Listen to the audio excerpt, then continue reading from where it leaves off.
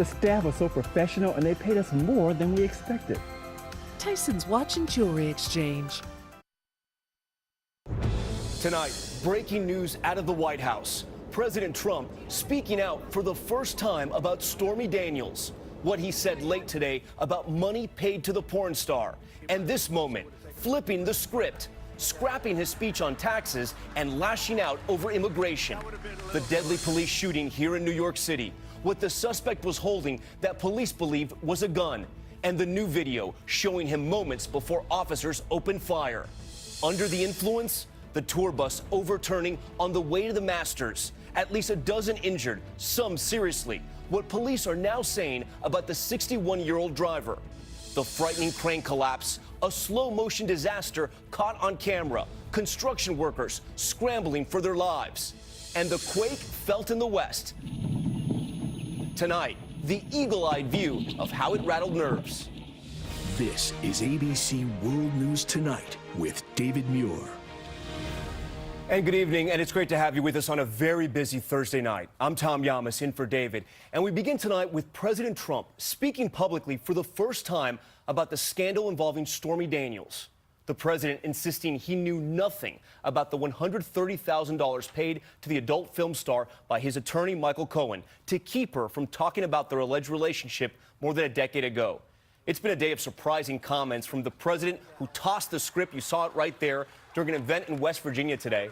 President Trump launching into a tirade about illegal immigration, making false claims about voter fraud, and revealing he wants up to 4,000 National Guard members along the southern border. ABC senior White House correspondent Cecilia Vega leads us off.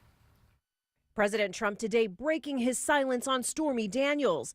On Air Force One, the president offering a short but forceful denial about knowing anything about that $130,000 hush payment his personal attorney, Michael Cohen, paid to the porn star just days before the 2016 election. Did you know about the $130,000 payment to Stormy Daniels? Then why did Michael Cohen make this if there was no truth or allegation? Well, you have to ask Michael Cohen. Michael's my attorney, and you'll have to ask Michael. Do you know where he got the money to make that payment? No, I don't know. The president's comments come less than 2 weeks after that 60 Minutes interview in which Daniels claims she had an affair with Mr. Trump in 2006. You were 27, he was 60. Were you physically attracted to him? No. Did you want to have sex with him? No. But I didn't say no. I'm not a victim. I'm not. It was entirely consensual. Oh, yes. Yes. The White House has repeatedly denied the affair. The case between Daniels and the president now tied up in court. Tonight, her lawyer tweeting, "The strength of our case just went up exponentially. You can't have an agreement when one party claims to know nothing about it." The president's first public comments about Daniels coming on his way home from West Virginia, where he went to talk about his tax plan, but literally tossed out the script. This was going to be my remarks. It would have taken about 2 minutes, but that would have been a little boring. Right? A day after he ordered the National Guard to the U.S.-Mexico border, saying the situation there has reached a point of crisis, in front of the cameras today, he went off on illegal immigration, from reigniting his false claim of voter fraud. In many places, like California, the same person votes many times. You probably heard about that. They always like to say, oh, that's a conspiracy theory. Not a conspiracy theory, folks. Millions and millions of people. To revisiting one of his most controversial lines ever, those comments about Mexicans during his campaign kickoff. They're bringing drugs, they're bringing crime, they're rapists, and some, I assume, are good people. Today, he seemed to suggest rampant rape among the Central American migrants traveling north in a caravan through Mexico. Remember my opening remarks at Trump Tower when I opened? Everybody said, oh, he was so tough, and I used the word rape. And yesterday it came out where this journey coming up, women are raped at levels that nobody's ever seen before. His frustration growing and on full display. And this is the kind of stuff and crap that we're allowing in our country. And we can't do it. We can't do it anymore. All right, Cecilia Vega joins us now from the White House. And Cecilia, on Air Force One, the president also laid out the first details for his plans to send National Guard troops to the border. Yeah, Tom, the president says he wants to send between 2,000 and 4,000 troops to the border and that they could be stationed there until his border wall is built. Mexico's president tonight is firing back with a direct message for President Trump. He says if the president is frustrated, he should take it up with Congress, not take it out on Mexicans, Tom. Cecilia Vega leading us off tonight. Cecilia, thank you. Also developing tonight, the tour bus crash in Georgia. The bus driver facing charges, and police say more than a dozen passengers were hurt, many seriously, when their bus began to swerve, flipping onto the median. Passengers were on their way to the Masters tournament in Augusta. The bus driver now accused of driving under the influence. Here's ABC's Steve Osunsami. 18 people with lucky tickets to see the Masters golf tournament in Augusta had to crawl out of this on their way there, their overturned tour bus. I climbed out of the top of the bus and jumped down and pulled the emergency top off from the outside, and then people started climbing through. And police tonight say that their driver was high on drugs. Number one, don't drive under the influence of anything. And number two, pay very close attention to what you're doing out here, especially when you've been handed the lives of 18 people to entrust to get to a destination. 61-year-old Stephen Hoppenbrower was arrested along the highway and charged with driving under the influence. Traffic on I-20 was backed up for miles. Nearly every one of those passengers traveling from the Atlanta suburbs had to be rushed to the closest hospitals, some with broken bones. We have had previous bus accidents during Masters Week, and of course we know that this can happen anytime. Police say those passengers told them the driver nearly swerved off the road twice before the crash. Steve Osunsami joins us live now near the scene. And Steve, what's the condition of those passengers tonight? Tom, the latest from the hospitals is that one person is still in critical condition, several others in serious condition. Fortunately for the rest, their injuries were not life-threatening. This was a huge headache here on I-20 today. At one point, all lanes were blocked. Tom? Steve Osunsami for us. Steve, thank you. Now to the deadly police shooting here in New York City. Police responding to 911 calls of a man with a gun opening fire when they mistook the metal pipe he was holding for a weapon. Police releasing surveillance images showing him gripping the pipe as if it were a gun, pointing it at officers with both hands. The state's attorney general now investigating. Here's ABC's Lindsay Davis. This is the image of the shooting that has many in this Brooklyn, New York community up in arms tonight after police fatally shot this man. Police responded just before 5 p.m. Wednesday. Should have been Empire Boulevard. Caller Station Mill was pointing a gun at people. Surveillance video shows Sahid Vassal pointing a metal object toward this man's head at these two people, including a child, and shoving it into this man's chest. But it was at this moment that 4 of the responding officers opened fire, shooting the 34-year-old 7 to 9 times. The suspect then took a two-handed shooting stance and pointed an object at the approaching officers. Turns out he was unarmed and mentally ill. What they thought was a gun was actually this silver pipe. I'm with the police right now. I feel like I could kill them myself. Vassal was the father of a teenage son and is said to have suffered from a bipolar disorder. And while he was known among residents and police, the responding officers were from a specialized unit that had no idea of his history.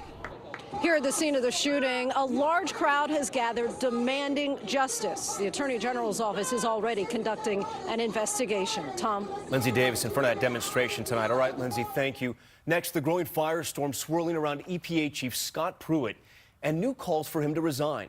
Pruitt strongly defending himself in the face of ethical questions about his travel expenses, agency pay raises, and living at a condo owned by the wife of an energy lobbyist. All of this plus one of his top aides quietly resigning.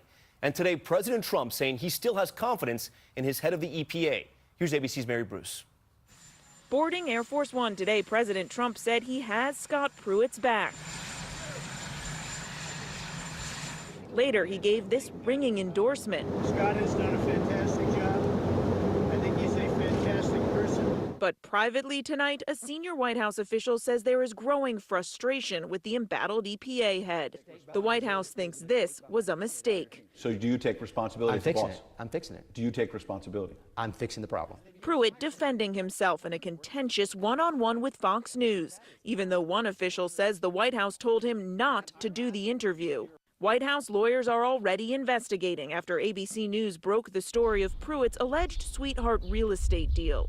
Last year, Pruitt paid just $50 a night to rent a room in this D.C. apartment, apparently far below the cost of similar units. The owner, the wife of a top lobbyist whose clients do business with the EPA. This was like an Airbnb situation. Pruitt insists it was all done by the book. The ethics officials here at this agency reviewed the lease, reviewed the terms of the lease. When did they review it?